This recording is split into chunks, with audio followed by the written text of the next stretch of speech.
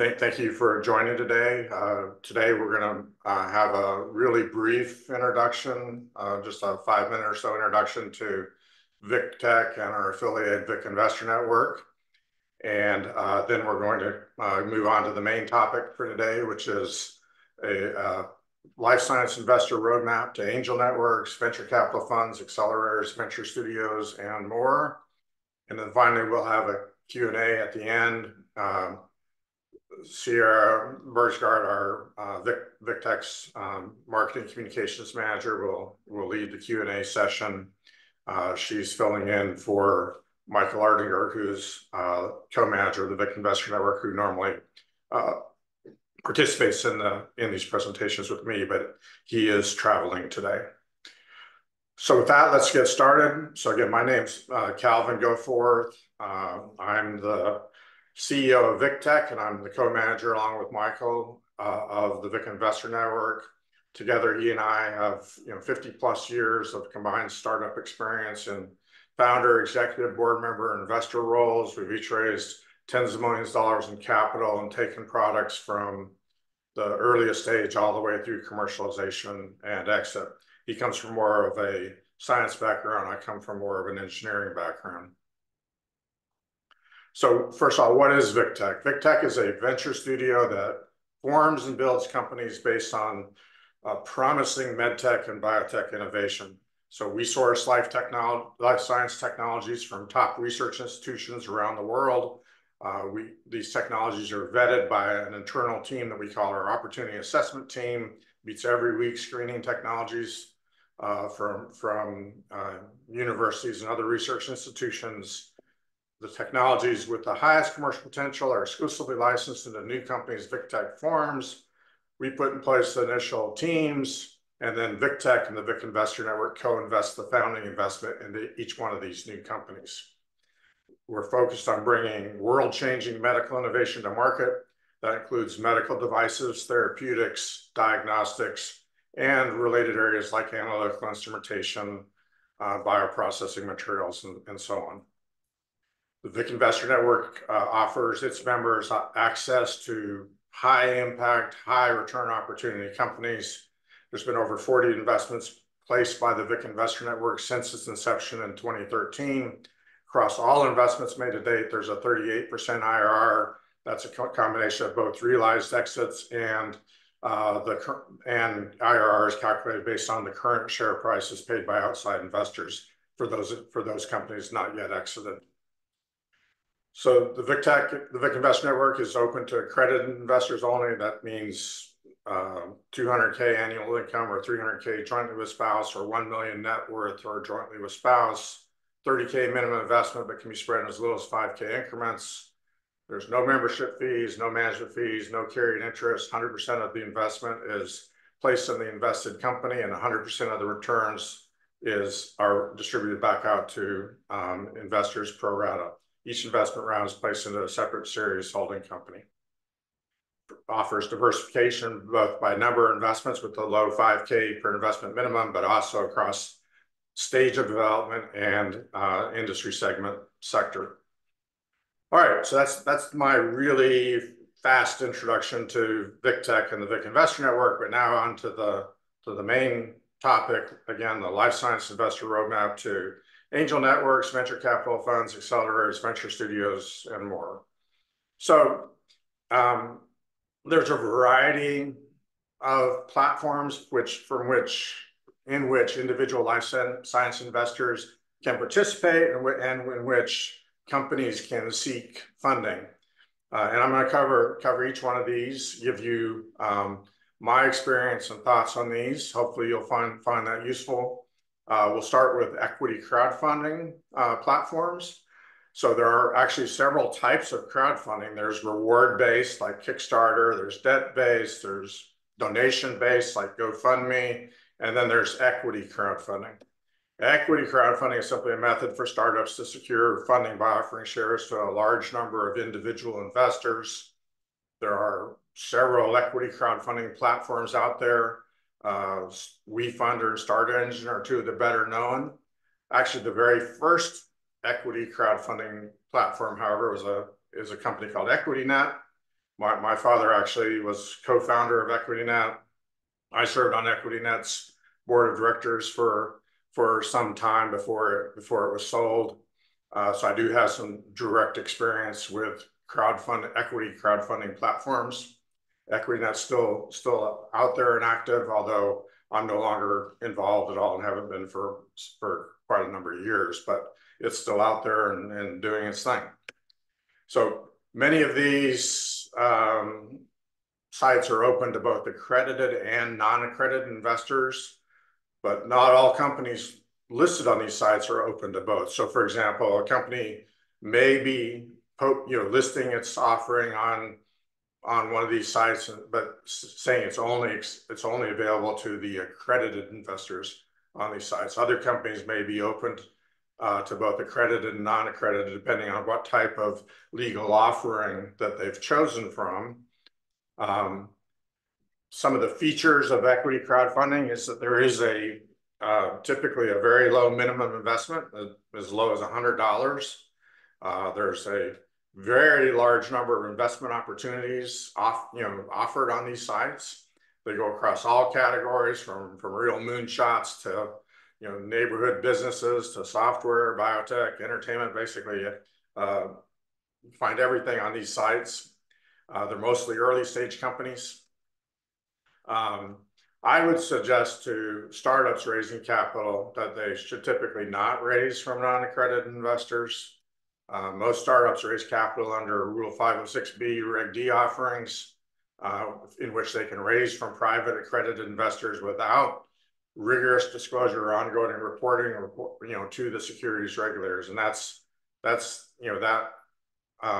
would add a lot of overhead if they had to do that. So on the other hand, regulation crowdfunding opens up the investment to a much larger number of people, allows anyone over 18 to buy securities in private companies without distinguishing between accredited and non-accredited investors.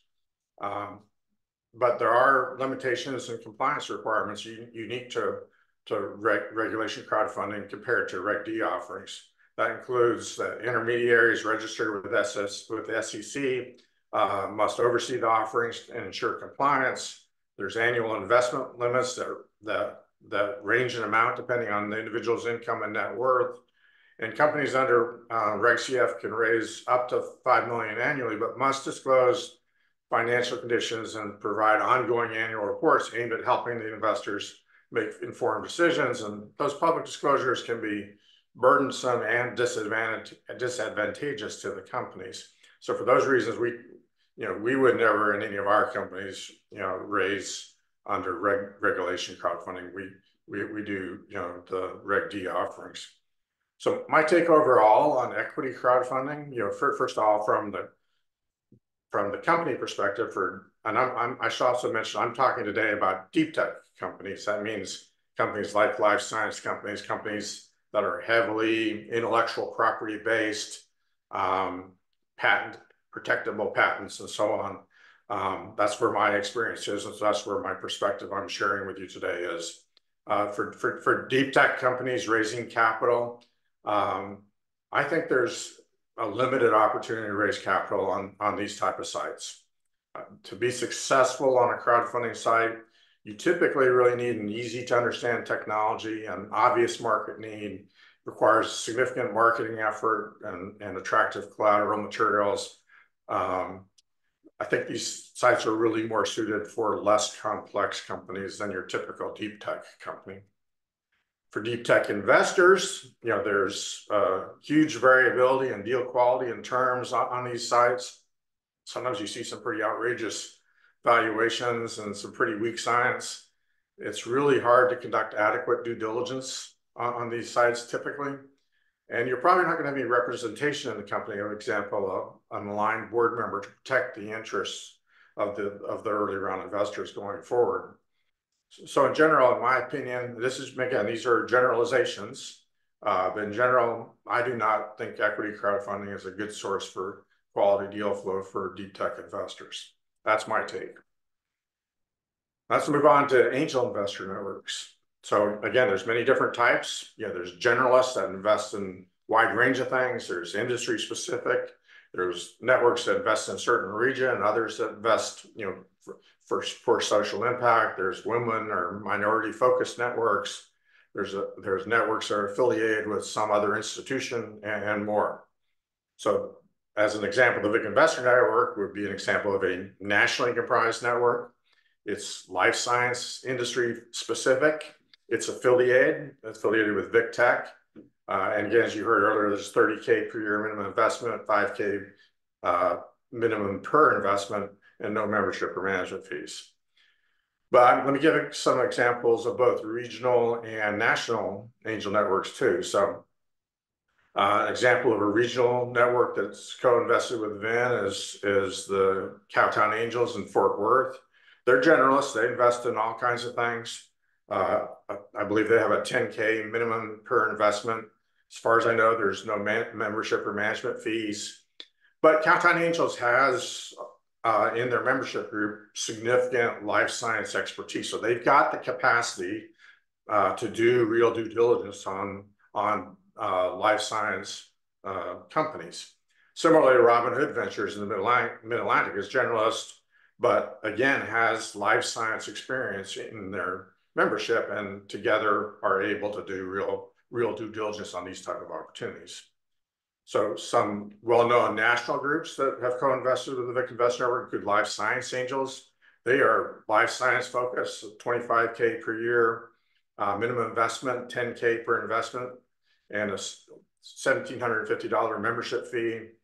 Obviously they've got deep life science experience and expertise, and are definitely able to do solid due diligence on their deals. Tech Coast Angels, 50K per year minimum, 25K per investment, no membership or management fees to my knowledge. And then an example of actually not just national, but global would be Keiretsu Forum. The numbers I've seen are 3K per year membership fee. And the most recent numbers I saw there's a 12K administration fee to presenting companies, meaning they actually charge companies presenting to them a 12K fee to present. I find that actually a little bit astounding. And for us, we would only consider sending in any of our companies to Keiretsu Forum if we already had like an inside member that we already knew was going to invest and help promote the opportunity to other members in the group. I just personally think that 12K is a little bit out of bounds. So for deep tech investments, if you invest at the earliest stage, you have to expect a long timeline to exit. Although sometimes there are earlier exit opportunities that come along the way, and I want to share a couple of ways that can happen for the VIC Investor Network, and other angel networks may have similar things. So for example, Clixo is a company that VIC Tech formed with the founding investment from the VIC Investor Network. It was a $250,000 founding round, and in 2016 at a $2.50 per share price. But in 2019, there was a $15 million Series B round, and those investors were interested in increasing their stake. So they offered the seed investors a $10 per share buyout. It was optional, $10 per share. That's a 4x return in 3 years. So pretty strong return, but also it was substantially discounted from the $15 per share paid by the $15 million Series B investors. So some of the investor members, hey, that's a great return, I'm going to take it. Others stayed in. And then there was actually a second buyout in 2022, $14 per share, but again, discounted from $20 per share paid by $32 million Series C investors. And then there was a third buyout last year at $25 per share, discounted from $33 per share paid by a $50 million Series D investors. Now that discount, 25 to 33 on a percentage basis, is much smaller than the discount, say, applied to the first buyout.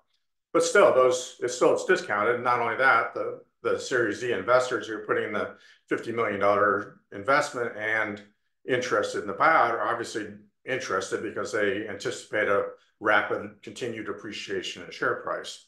And so we would expect at this point in Clixo to have an exit, probably just my guess, at least double the current share price within the next couple of years.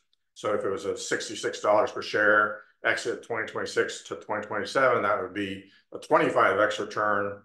And at that time, with full exit, there's no discount. Everyone is, participates in the exit.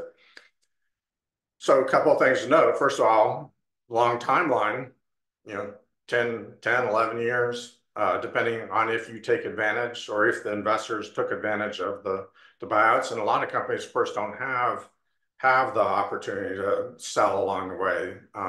That's company specific. Sometimes the later round investors are interested in buying out earlier investors. Most of the time, they're not.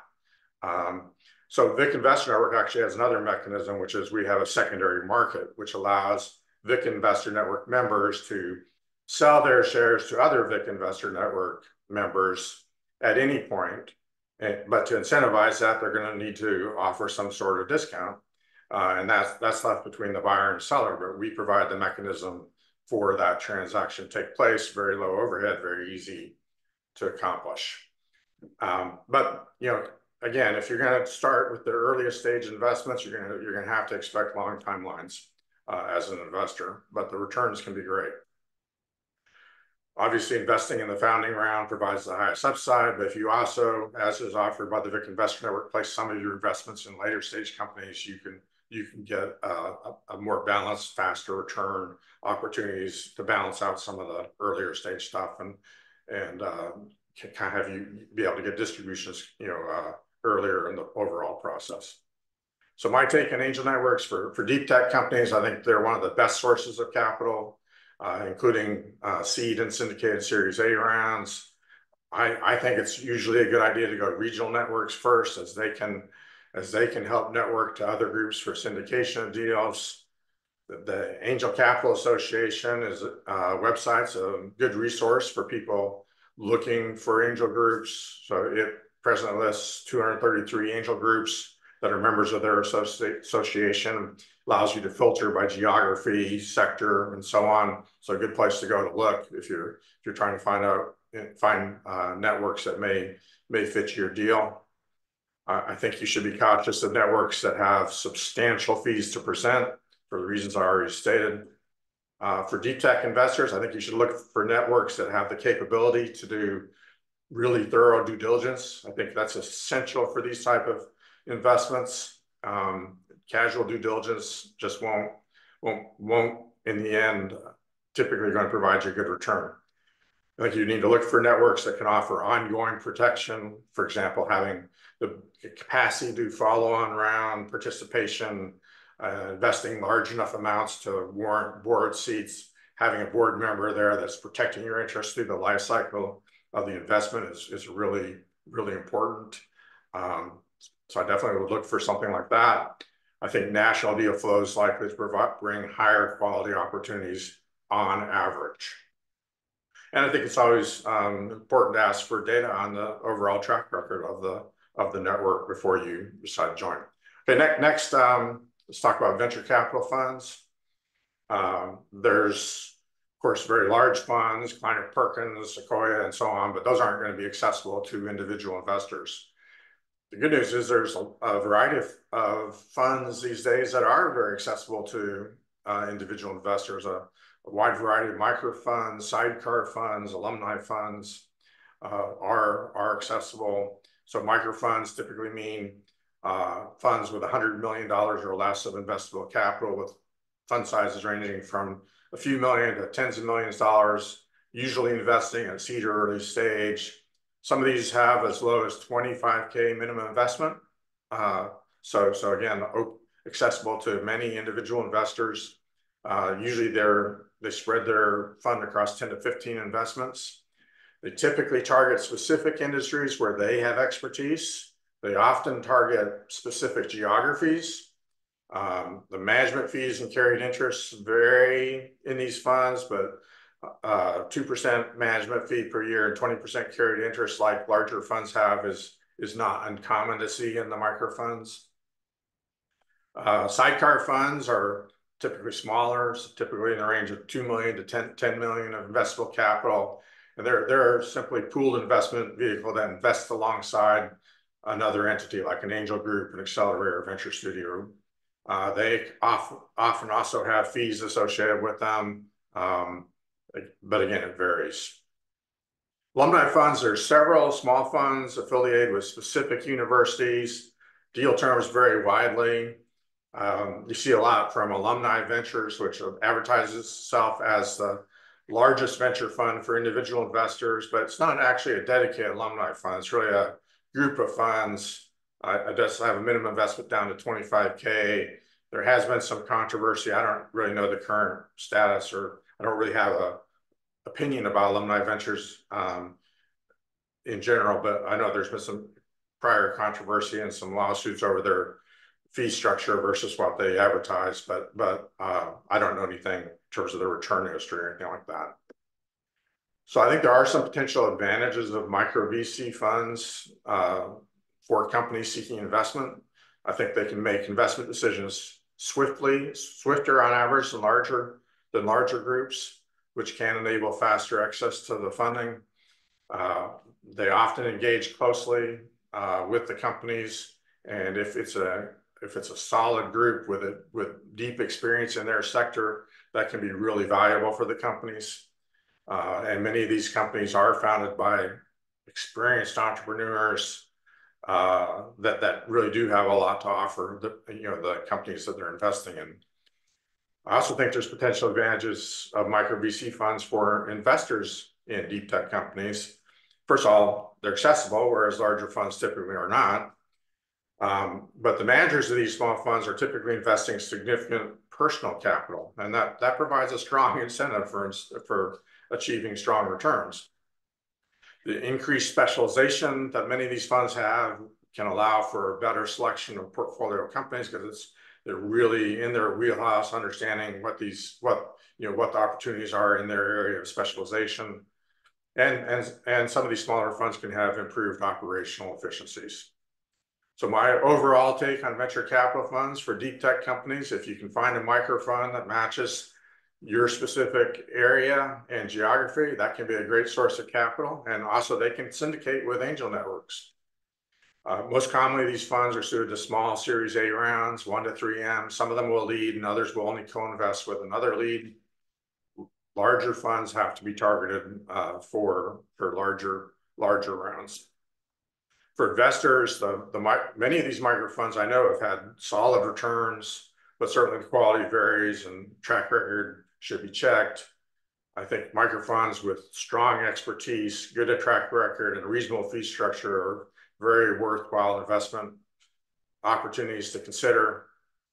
Yeah, so that's it for my take on venture capital funds. Next up, let's talk about accelerators. So,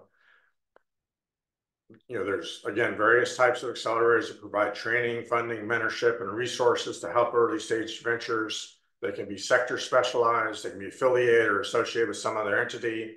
They can be broad scope national, or they can be regional. So there's all kinds. For sector specialized, they can be specialized by industry, like software, medtech, fintech, or by a very specific sector like heart health. So an example would be MedTech Accelerator, which is Arizona State and Mayo Clinic collaboration. Or an example here in Arkansas would be HeartX, which is very specific to heart health technologies. For affiliated or associated, StartX would be an example of a company associated with a university, in this case, Stanford. They're not part of Stanford. They're separate from Stanford, but they work with companies that have close ties to Stanford. An example of an affiliate would be Decide, which is actually run by the University of Michigan Office of Entrepreneurship. So it's actually affiliated with the University of Michigan, not just associated. And then there's, of course, the broad scope national accelerators everyone's heard of, Y Combinator, Techstars. Let me give an example, a little more details on both. One of the broad scope national and one of the sector specialized. Let's start with Y Combinator. So Y Combinator provides seed funding in exchange for equity. They do 125K for 7% ownership plus a 375K via an uncapped safe note, where safe is if you're not familiar with, just an alternative to a convertible note, stands for simple agreement for equity. It's a concept Y Combinator founded and has been adopted in other places as well. They do 2 batches of companies per year, so 3 months each of mentorship and guidance. I think it's just a few hours per week, for participating in these programs. At the end of the 3 months, there's an investor day where investors are brought in to hear pitch presentations from the companies graduating. They do everything from just an idea to companies that are further along, but the data I saw was 40% of companies funded are just an idea. They start with the accelerator program just with an idea. Software has been their primary focus, but they do consider all fields. So that's an example of a broad-based national accelerator. Let's look at Hardex as an example of a sector-specialized regional accelerator. So again, this is Arkansas-based accelerators focused on cardiovascular innovation. Companies don't need to be in Arkansas, but the focus is on pilot projects and clinical trials in Arkansas. It guarantees their companies access to hospital pilot projects with a network of cardiology practices and hospitals. It provides 150K investment capital in the form of either a safe or a convertible note. And it provides access to a regional network of investors that can participate in investments in the companies, as well as one or more clinical mentors assigned to the company.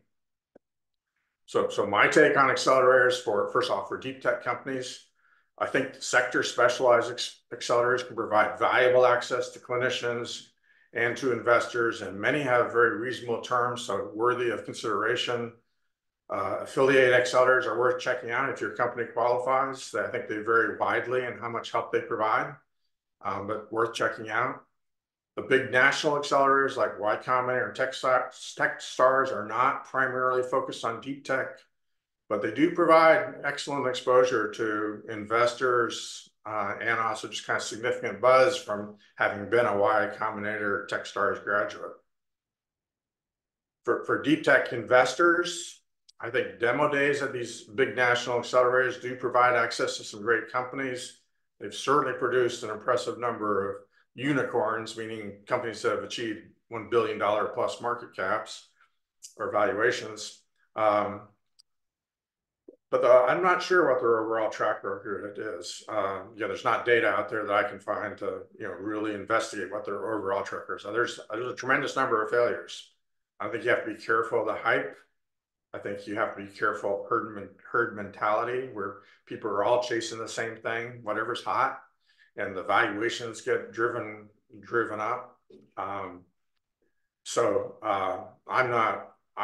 not personally sold on the big national accelerators, but I guess for someone who has enough experience where they can really, do their own due diligence and truly understand it can be a good opportunity.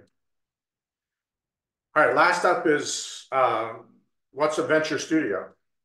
So I already told you a little bit about Big Tech, but venture studios create new startups and provide the resources, expertise, and initial funding needed to turn the technologies or ideas into functioning businesses. The business model for venture studios vary, but typically they take a large founding equity stake in the companies they form, and therefore they have a larger stake per dollar invested than, say, a typical fund would have investing in companies. Typically, a venture studio is specialized within a given industry where they have deep expertise. So, for example, Vic Tech is specialized in life science. There can be regional or national venture studios. Venture studios affiliated with a fund. They can be venture studios that use internally sourced ideas or externally sourced technologies or ideas. Examples would be Idealab was the first venture studio that I ever became aware of way back in 1996, founded by a gentleman named Bill Gross. They did really well for a while. They were focused on .com type of opportunities, generated lots of publicity, generated lots of companies, had some significant winners. They were the very first one that was out there. I don't. They're no longer around, at least to my knowledge. But they had some substantial success.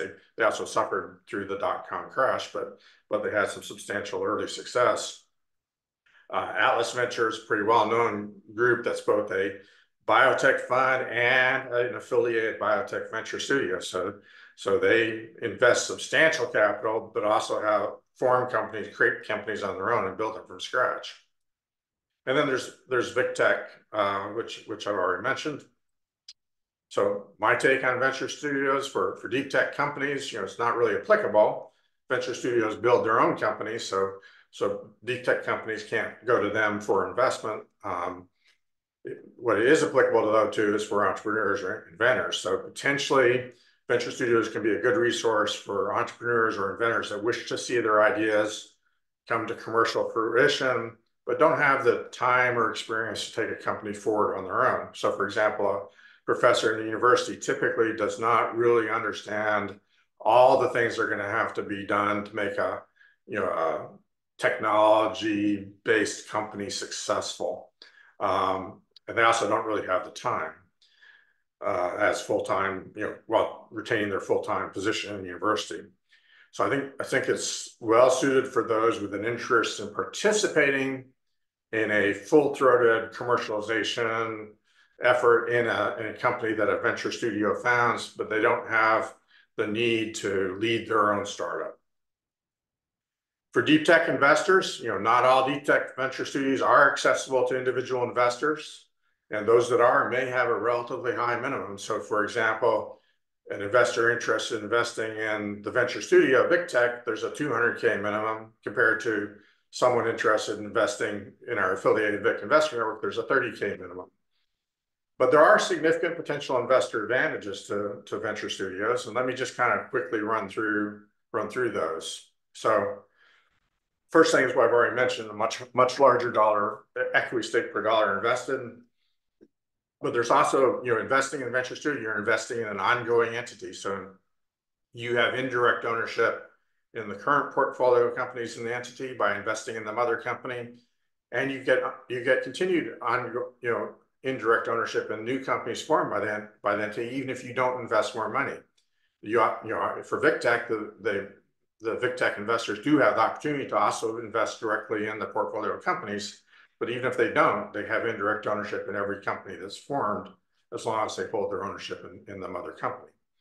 There's likely fast full return of capital because it's not like a blank slate fund. There's a diversification of companies from ranging from ones recently formed to ones that are sales growth stage and are approaching exit. So when they invest, there's already that full spectrum of companies, and those later stage companies provide an opportunity for the fast full return of capital to the investors, and then the ongoing exits continue to build on the overall return. There's also flexible exit timing. They can stay in 3 years, stay in 20 years. There's no management fees or carried interest associated with the investment. So just real quickly, I want to run down a more specific comparison of investing in a venture studio with VicTech as the example compared to a typical seed VC fund. So start of all is this venture studios like VicTech hold a founding ownership. For us, it's typically going to be about 60%, whereas a seed VC firm is investing in other people's companies, so they have none of the founding ownership. Now let's look at the case where there's a $500,000 total investment into a seed stage company. In Vic's business model, VicTech, the venture studio, places 20% of the seed investment. The other 80% comes from members of our nationwide investor network. So individual investors put in the other 80%. So it's $500,000 total compared to the seed investment from the VC fund, which is $500,000 from the VC fund. The full $500,000 will be from the VC fund. So since Vic only puts in 20% of the investment, it holds a smaller post-money preferred ownership stake, 8%, for its $100,000 investment versus 40% for the seed VC fund's $500,000 investment. But VicTech also holds 36% additional ownership with its founding shares, which have now been diluted down by 40% to 36%. But the total ownership stake is for VicTech is 44% ownership with 100K invested compared to 40% ownership with 500K invested by the seed VC fund. If we're just using the same pre-money valuations for the example. So let's say then in this company, there's a $5 million pre-money Series A. So that would represent in terms of unrealized IRR or unrealized, return multiplier it'd be 4x return for the seed VC fund, but it'd be a 22x return for the $100,000 VIC investment. That's what I mean by greater ownership per dollar invested and translating to higher return opportunities. So bottom line is I do think, for investors that have the capacity and opportunity to invest in a good venture studio, there's some real upside. So to summarize, we've looked at each of these platforms: equity crowdfunding, which typically invests from seed to Series A, angel networks, which typically invest in that same range, VC funds, which some do down to the seed, but most are in the late seed, early Series A through all the way through growth stages, accelerators, which invest from pre-seed to seed, and venture studios, which form companies from scratch to pre-seed and carry them forward all the way through to exit, or at least through later, through Series B stage. So with that, please, I should have mentioned this at the beginning, you can submit questions through the Q&A, the Zoom Q&A, and we will now answer any questions that you may have, either about my take on the various platforms open to companies and individual investors, or on VicTech or the Vic Investor, anything that you might wish to ask. And Sierra is going to lead the Q&A. So the first question is... I'm sorry, Sierra, hold on one second. Oh.